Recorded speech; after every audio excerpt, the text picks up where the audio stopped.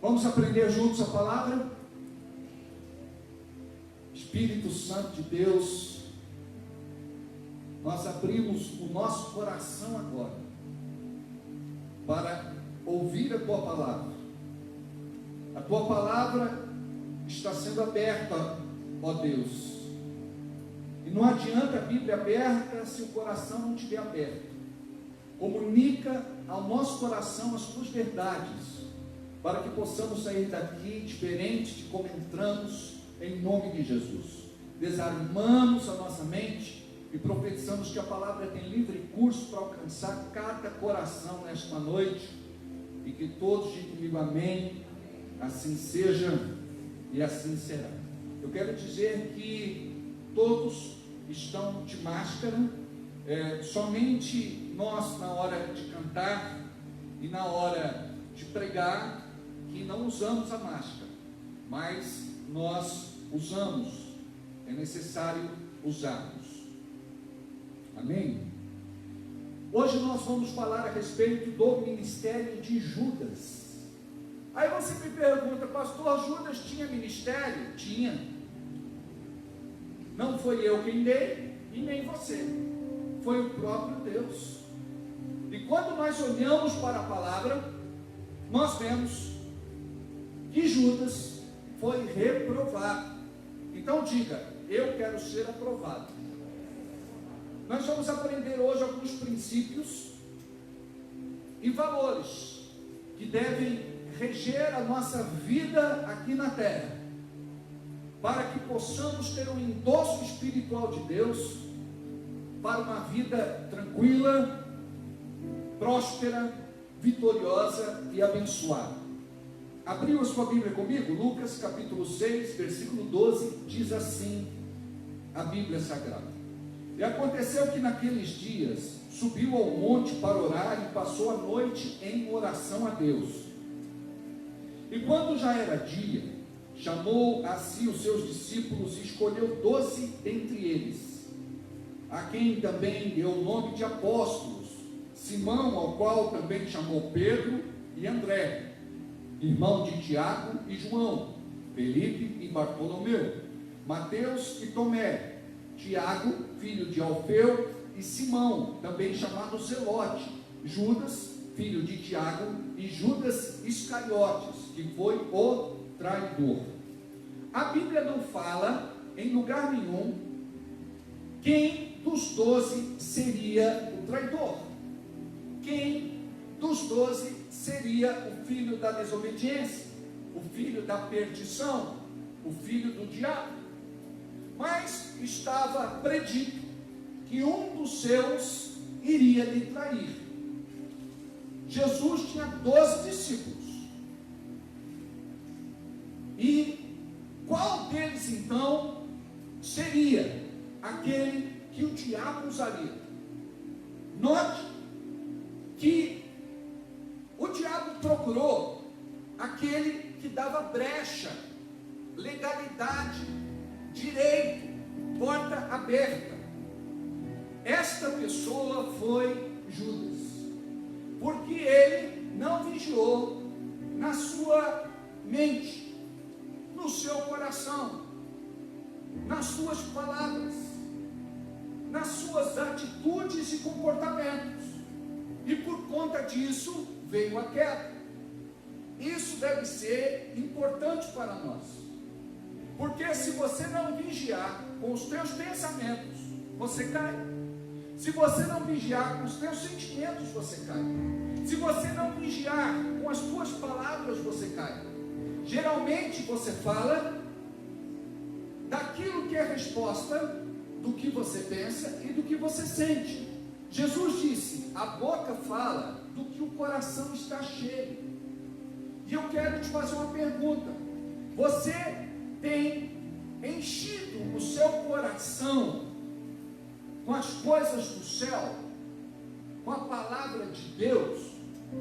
Porque caso contrário, se você viver mais terra do que céu, você vai enfrentar uma vida onde o inimigo vai se levantar e vai roubar de você aquilo que é propósito de Deus para a sua vida. nós lemos que a menção a Judas foi Judas Iscariotes, que foi o traidor.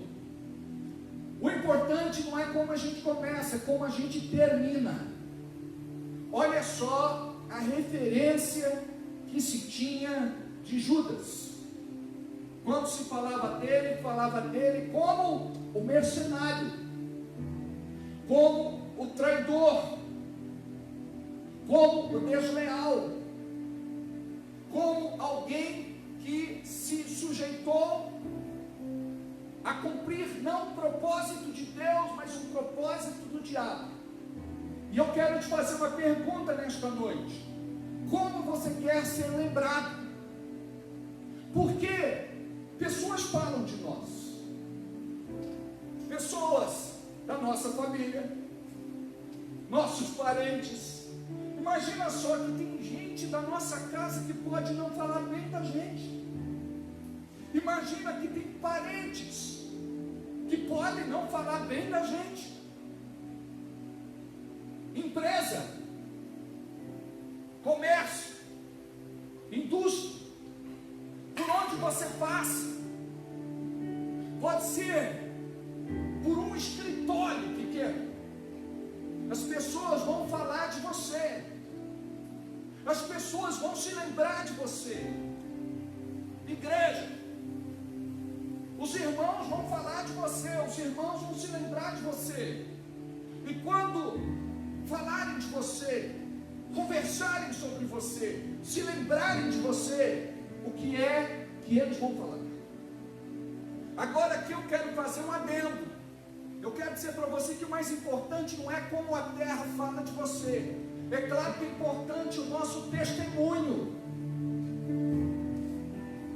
É claro que é importante você ter uma vida íntegra diante dos homens, porque aquilo que vivemos deve estar alinhado com o que nós cremos.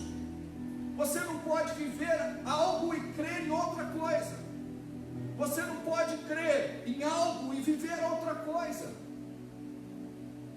Nós precisamos entender que existe uma sincronia naquilo que nós cremos e naquilo que nós vivemos.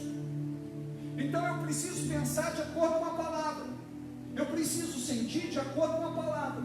O mais importante não é o que eu penso, é o que eu faço com os meus pensamentos. Paulo diz assim: eu trago todos os meus pensamentos contrários cativos a Jesus.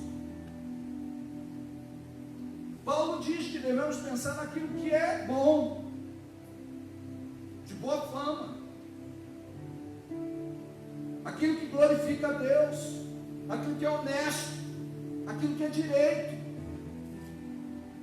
Isso mostra que nós devemos nos policiar.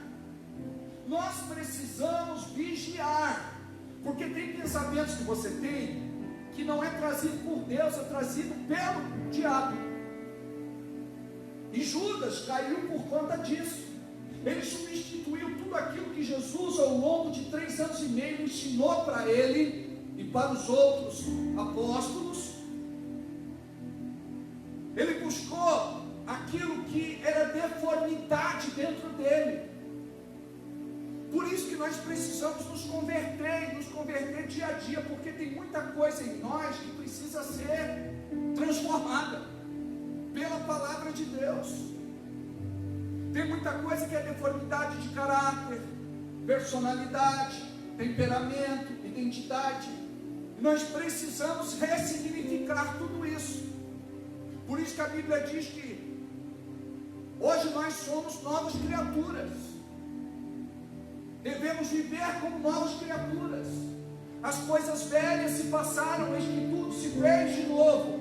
Você não pode estar na igreja vivendo como você vivia lá fora no mundo, com as mesmas práticas. E quando Judas passa a integrar o ministério de Jesus, ele tinha uma aparência de santidade. Note que Judas era usado em milagres, sinais, prodígios e maravilhas. Existia uma unção de Deus sobre a vida dele. Mas a Bíblia tinha dito que um deles seria o traidor. Porque ele não vigiou os pensamentos, os sentimentos. O coração não pode ser entulhado por aquilo que é ruim. Todos os dias alguém provoca você, alguém te cutuca, alguém fala alguma coisa, alguém toca na tua ferida, no teu ponto fraco, no calcanhar de Aquiles. E o que você faz? Você guarda aquilo no coração. Perdoa, libera e abençoa. E quando você perdoa, você não perdoa porque a pessoa precisa ou merece. Você não perdoa porque a pessoa merece. Você perdoa porque a pessoa precisa, ou você precisa. Você não perdoa porque ela merece. Você perdoa porque você precisa. Isso significa ser discípulo de Jesus. E hoje nós estamos aprendendo sobre que tipo de discípulo nós somos.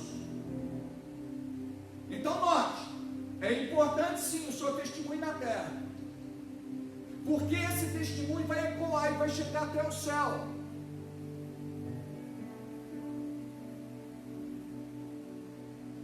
Como é bom ter pessoas que falem bem da gente, é ou não é? Mas nós que somos de Deus, não busque aplausos, tapinha nas costas, elogios. Muitos vão se levantar contra você por causa da palavra. Mas a Bíblia diz assim: bem-aventurados sois vós, se sois vituperados, caluniados, injuriados, difamados, julgados, execrados em praça pública. É sinal que repousa sobre vós a glória de Deus, o poder do Espírito Santo. Só que é o seguinte, nós precisamos amadurecer. E essa maturidade deve nos levar a uma vida de temor a Deus. Porque hoje, no nosso tempo, a maior parte dos crentes não tem temor no coração. E por falta de temor, acabam vivendo de qualquer jeito. Você não é salvo porque frequenta uma igreja, porque faz parte do rol de membros, porque tem uma carteirinha, porque dá uma oferta de vez em quando, porque serve em algum departamento ou ministério. Você é salvo pela graça, mediante a fé. Você entregou sua vida para Jesus Cristo como seu único Senhor e suficiente Salvador, amém. Agora a santificação é um processo, e você tem que entrar na forma. Você precisa permitir que o Senhor lime e esmerine você. Pode doer, mas vai valer a pena. Muitas vezes nós não entendemos porque Deus permite certas coisas na vida da gente. É porque Ele precisa espremer para sair o caldo, para sair o suco, para sair aquilo que nós temos de melhor. Quando nós passamos por alguma situação, é que nós decidimos orar, decidimos jejuar, decidimos buscar Deus na palavra, ter uma experiência com Ele. Quando nós passamos por uma situação, nós nos decidimos a orar mais do Espírito Santo, fazer batalha espiritual, aprender aquilo que até agora nós não havíamos aprendido. Nós precisamos, amados, viver mais o céu do que a terra. Em Judas, ele negligenciou tudo aquilo que era preceito e exigência para poder agradar a Deus, e por conta disso saiu da sua vontade e Satanás se apossou dele. Diz a Bíblia que Satanás entrou em Judas. Quando nós olhamos para a palavra, não precisa abrir, em João 17:12, diz ali que ele é o filho da perdição, é o filho da desobediência, é o filho do diabo. Como é que você quer ser lembrado? Como você quer que as pessoas falem de você? Que testemunho de fé você está dando? Porque tem muita gente que deixa rastro. Você precisa deixar sua marca. Você precisa ser uma pessoa do bem. Você precisa ser uma pessoa diferenciada.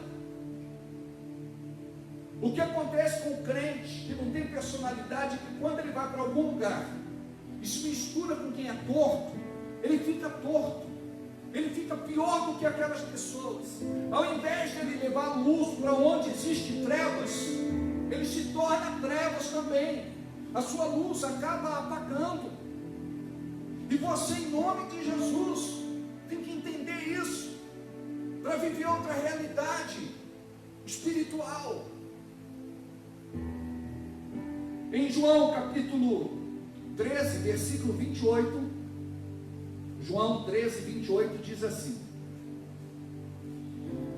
e nenhum dos que estavam assentados à mesa compreendeu a que propósito lhe dissera isso, porque como Judas tinha bolsa, pensavam alguns que Jesus lhe tinha dito: compra o que nos é necessário para a festa, ou que desse alguma coisa aos pobres. E tendo Judas tomado o bocado, saiu logo, e era já noite. Aqui fala no dia da traição. Por quantas moedas Jesus foi vendido? 30 moedas de prata. Acontece que Jesus não foi vendido. Quem se vendeu foi Judas. Jesus não estava à venda. Olha o caráter de Judas. Quando ele soube que Jesus seria preso, ele pensou: eu preciso levar vantagem, eu preciso tirar proveito, eu não posso sair dessa com a mão abanando. Ele pensou então em conspirar contra Jesus e entregá-lo, vendê-lo ao sinédrio. Olha o que estava no coração dele: cobiça. Ele era avarento. Os olhos de Judas eram para as coisas materiais. E olha que interessante, Judas era o tesoureiro de Jesus, do ministério de Jesus. Se ele era tesoureiro, é porque entrava ofertas, e eu acredito que não era pouca, pelo tamanho da equipe. Crente come, crente bebe. No mínimo 12 discípulos, fora aqueles que acompanhavam a comitiva.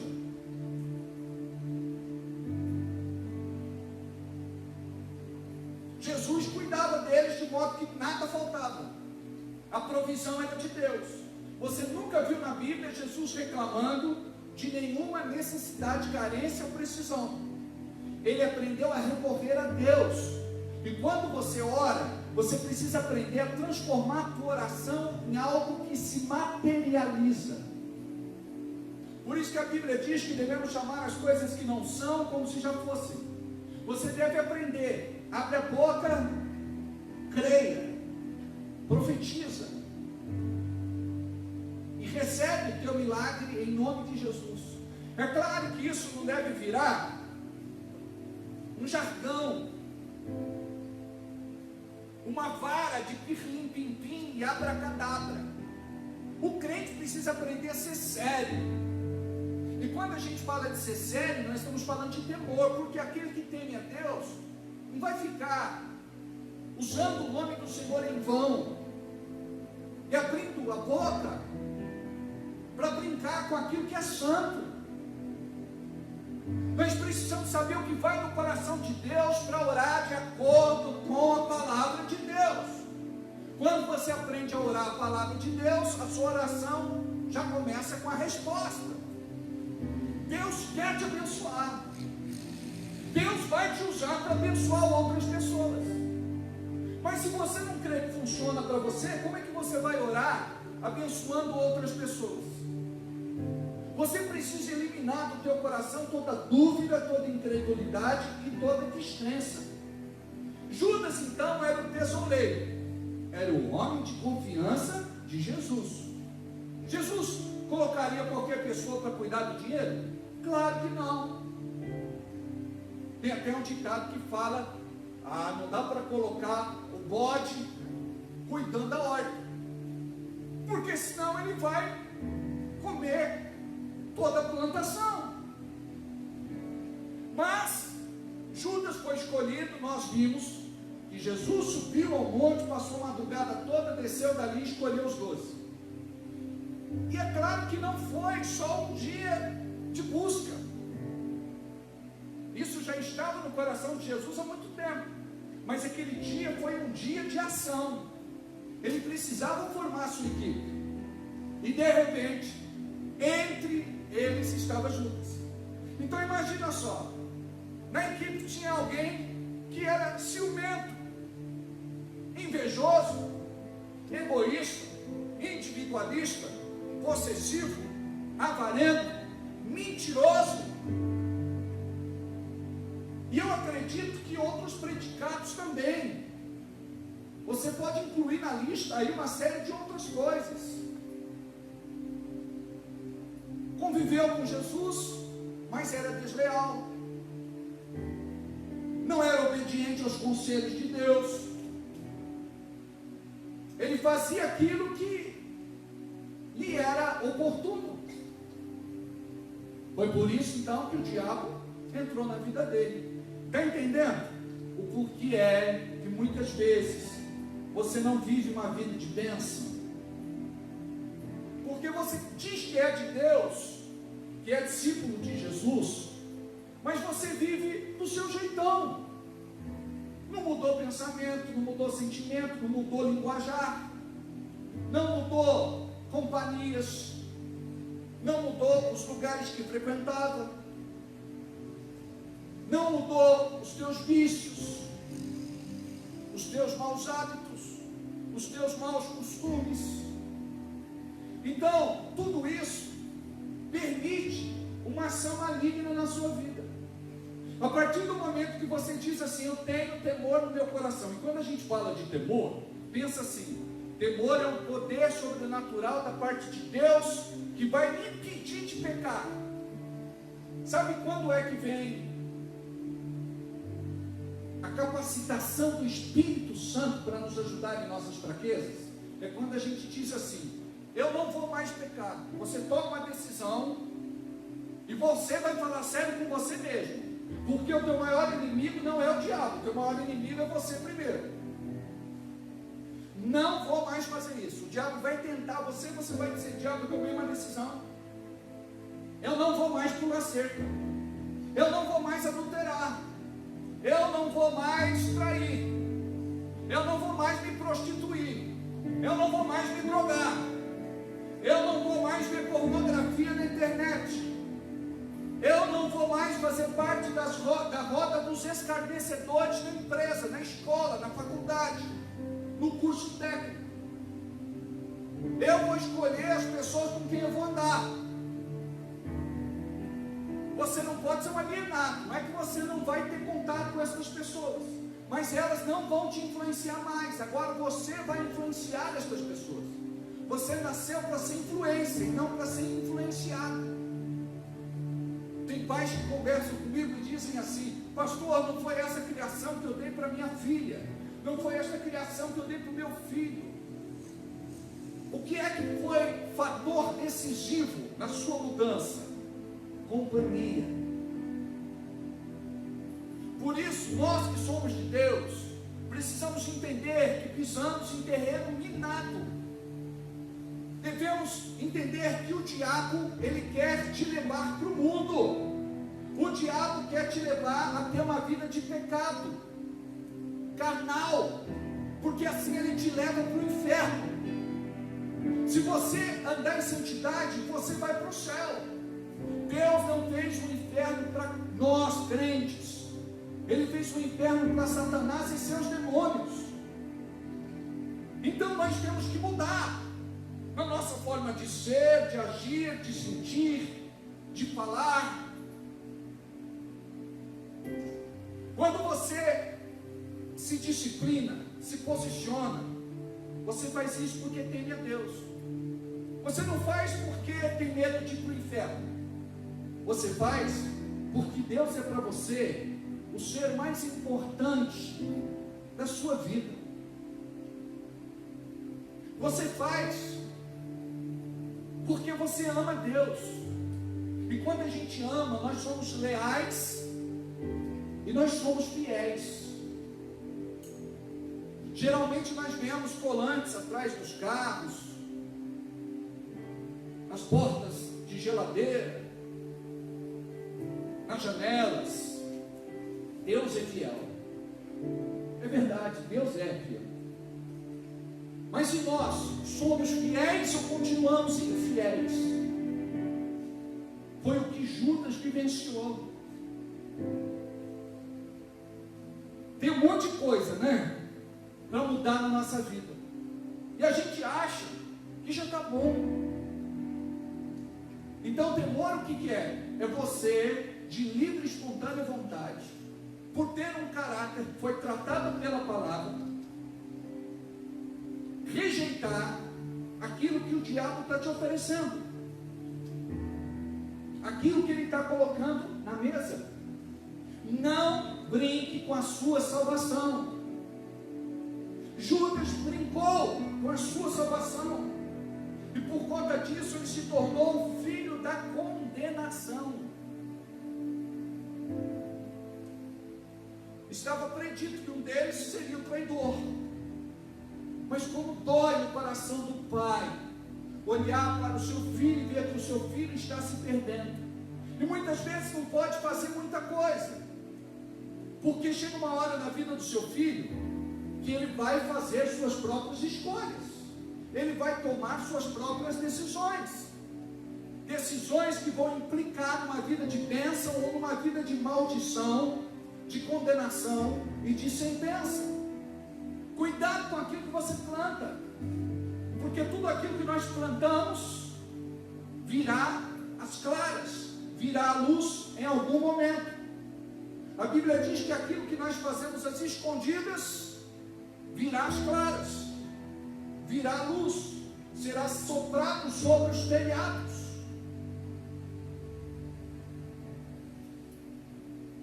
O sentimento que deve nos envolver é um sentimento de ternura por um Deus amoroso, porque através desta palavra Ele quer te colocar no molde, Ele quer tornar você melhor do que você é. E eu creio que a boa obra que Ele começou, Ele é fiel para completar. E nós vamos morar no céu juntos. O céu é o nosso destino. Ali estaremos eternamente com o nosso Jesus. Aleluia. Glória a Deus. Então imagina, ele era um tesoureiro, ele guardava as ofertas. Quando Jesus chega e diz assim: faz depressa o que tens para fazer. Os outros discípulos, apóstolos, acharam o seguinte, que era comprar alguma coisa ou dar esmola aos pobres. Mas na verdade Jesus estava falando daquele plano que ele tinha já intentado no seu coração. Aquele plano que foi feito no inferno. O diabo não sabia. Ele não estava destruindo o nosso Jesus. Ele estava estabelecendo profeticamente a vontade de Deus para redimir toda geração, toda uma geração, a humanidade.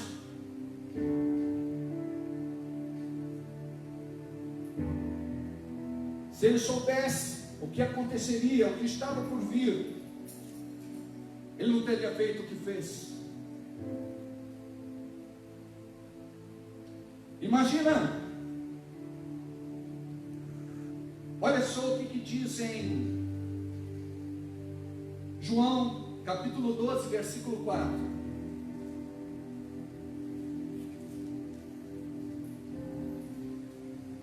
Então, um dos seus discípulos, Judas Iscariotes, filho de Simão, o que havia de traí-lo, disse: por que não se vendeu este unguento por 300 dinheiros e não se deu aos pobres? Ora, ele disse isso não pelo cuidado que tivesse dos pobres, mas porque era ladrão e tinha a bolsa e tirava dali o que se lançava. Quando tem muito, a pessoa tira alguma coisa e não se percebe. Tem 10 laranjas, tirou 3, sobraram 7. Cadê as outras 3? Tinha 10. Quando é pouco se sente falta, quando é muito não se sentia falta. Mas Jesus sabia por discernimento e revelação de que Judas era ladrão. Eu quero falar aqui dos teus adjetivos.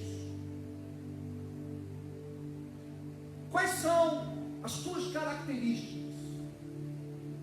O que você acha que tem de ponto forte e de ponto fraco? Como você acha que Deus te conhece? E como você acha que o diabo te conhece?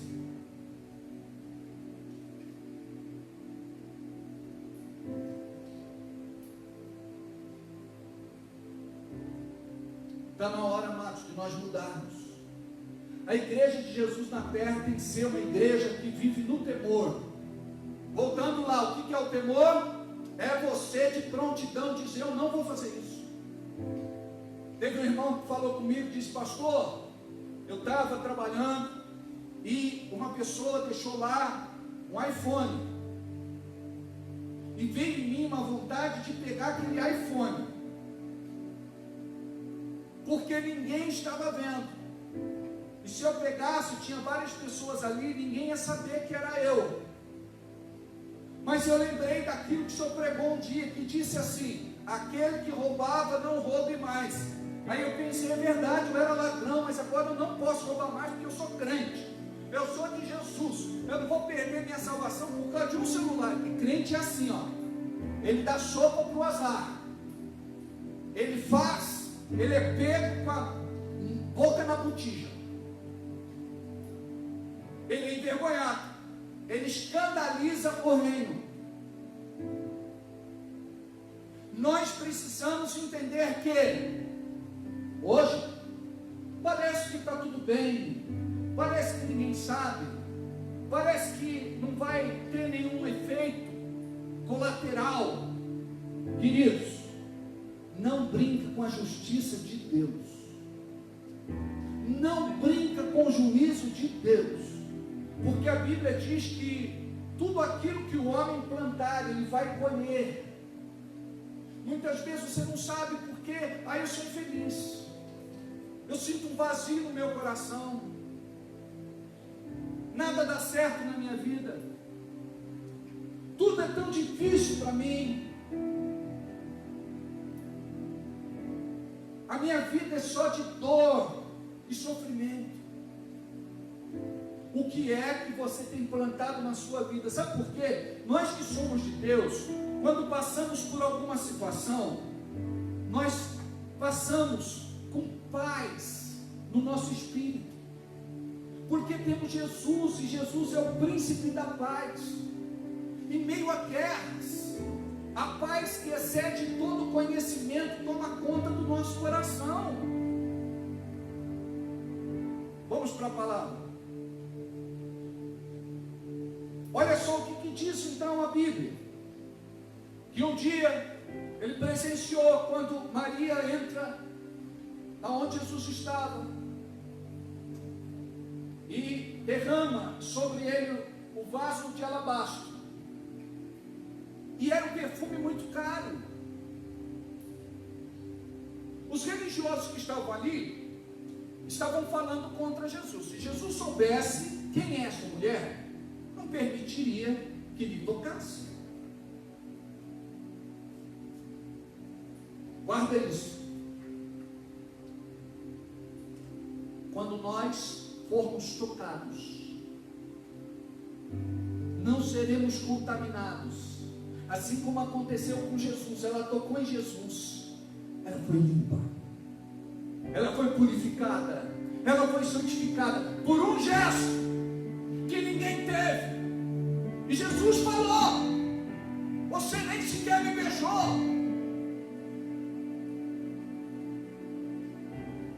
Como foi a tua recepção? Olha para que esta mulher está fazendo. Ela chorava copiosamente, chorava sobre os pés de Jesus e enxugava-os com seus cabelos. Uma mulher não podia, em público, naquela época, soltar os cabelos. Mas naquele momento ela deu para nós uma demonstração do que é adoração. Não se importou com o público presente, era ela e Jesus. E olha, Judas diz assim: por que essa mulher não pega esse dinheiro e compra a cesta básica para dar para os pobres? A gente não ouve isso? Não dá dízimo na igreja, não dá oferta na igreja, é melhor comprar a cesta básica para dar para os pobres. Judas falou a mesma coisa aqui. Por que não pega esse dinheiro e compra a cesta básica para dar para os pobres? Amados, nós temos em nossa igreja um braço forte na área de ação social. Fazemos uma triagem e abençoamos os nossos irmãos. Para vocês terem uma ideia, nesse período de pandemia, nós temos feito uma sondagem e nós temos cuidado de muitos irmãos, psicologicamente, materialmente, alguns financeiramente. Ouve o que eu vou te falar agora. Eu não sei como você vai interpretar isso. O irmão chegou e falou: pastor, é o seguinte, eu preciso completar uma parte do meu aluguel, se não completar, eu vou ser despejado. Eu disse: irmão, não pode despejar nesse período de quarentena, de pandemia. Ele disse assim: não, pastor, a mulher dona da minha casa, ela é irmã do Satanás. E se eu não pagar, essa mulher vai me escorraçar de lá. Um irmão que nunca dizimou, que nunca ofertou, que nunca semeou. Chegou uma hora que ele precisa de um amparo da igreja. Aí vem outro, que sempre foi intimista, ofertante e semeou. Aí está desempregado, está passando por uma privação. Como é que nós não vamos cuidar desse irmão? Está entendendo que nós precisamos ter consciência do que nós fazemos? Nós distribuímos cestas básicas, agasalhos, roupas, calçados, remédios, transportamos os nossos doentes que estão em tratamento para Campinas, na Unicamp, para o AME em Atibaia, Santa Casa em São Paulo. É o papel da igreja que você nem sabe. A Bíblia manda nós cuidarmos dos órfãos, das viúvas, dos doentes e dos necessitados. E nós cuidamos. E quando alguém não está sendo cuidado, eu pergunto: você faz parte de que célula? Às vezes a pessoa não faz parte de célula nenhuma, é por isso que nós não sabemos a real situação dela. Agora, nós temos casos atípicos. Por exemplo,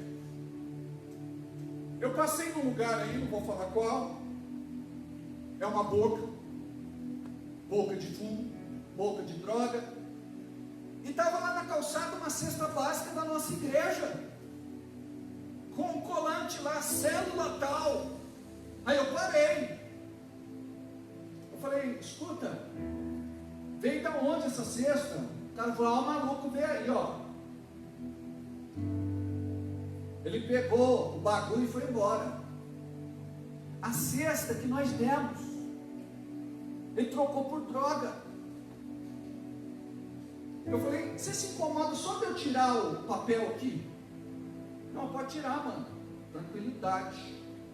Tirei. Tem gente na nossa igreja que pega 3 cestas básicas. Uma aqui, uma catedral e outra de um centro espírita. Irmãos, como que a gente vai ter um coração a ponto de tirar da boca do outro que precisa? Olha como que é sério. Nós precisamos de temor, porque o Senhor vê todas as coisas. Eu estou falando que você precisa ser comprometido com uma causa, com o reino. Então imagina só, o coração de Judas era um coração trancado, fechado. Ele estava disposto a tirar proveito e não de contribuir.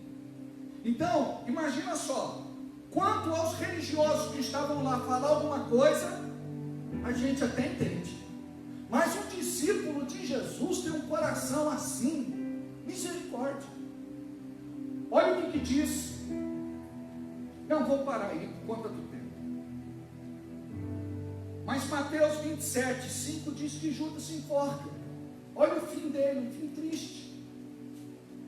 Ele foi devolver o dinheiro, não aceitaram, jogaram na sua cara, e aquele dinheiro foi usado para comprar um cemitério, um campo de sangue. Então a Bíblia diz que Judas se enforcou. Por quê? Porque ele sentiu remorso. Remorso leva à condenação, não leva ao arrependimento. O arrependimento leva à salvação. Pedro sentiu arrependimento.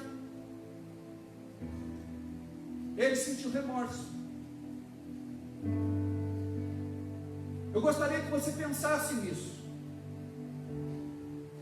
Você foi chamado. Você foi escolhido. Você foi eleito.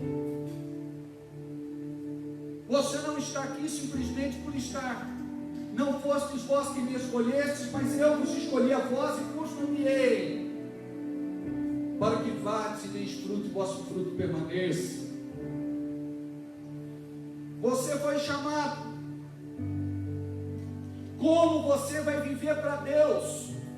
Começa a acertar a sua vida, a buscar esse temor, ajustar as coisas, abandonar a velha vida, as velhas práticas.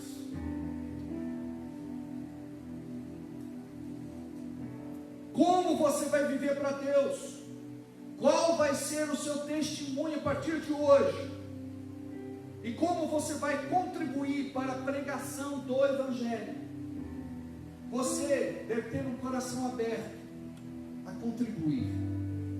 Você deve ser um dizimista e um ofertante na casa de Deus. Não importa em que situação.